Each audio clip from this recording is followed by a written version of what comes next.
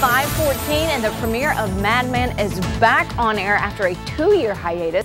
Now, if you don't know much about the show, it's a drama about one of New York's most prestigious ad agencies at the beginning of the 1960s, and a key theme to the show is cocktails. And so our own Pooja Lodia is in Fort Myers this morning creating her own version of the famous Mad Men cocktail. Now, this is a way to wake up on a Monday morning, Pooja.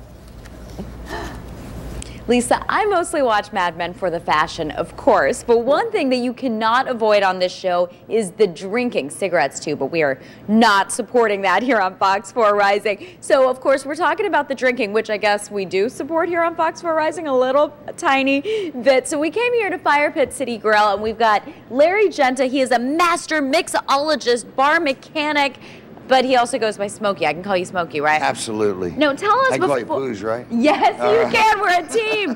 Now, tell me, before you make us some drinks, tell me real quickly what the local connection is to Mad Men, because this is interesting. I didn't know this before. Myra Daniels of the Philharmonic in Naples, who just recently retired, I believe is the wife of the character Don Draper, or loosely. I hope it's loosely, because Don Draper is quite the character. But yeah, Mr. Daniels was the character that Don Draper's modeled after. Very interesting. Well, Don Draper is a man that sends hearts aflutter right across Southwest Florida. And real quick, why don't you make us the drink? Because you're telling me this is the most important drink of the era, the 50s, the 60s, that whole I mean, it almost has its own name. The classic 3 Martini lunch was part of Madison Avenue. You got to bring that back, right? Or I guess in my case, 3 Martini. Yeah, well. Has it left? I guess not. Not here in Southwest Florida. But the way we make the classic martini now, originally martini was made with gin, and that's what they're usually drinking there.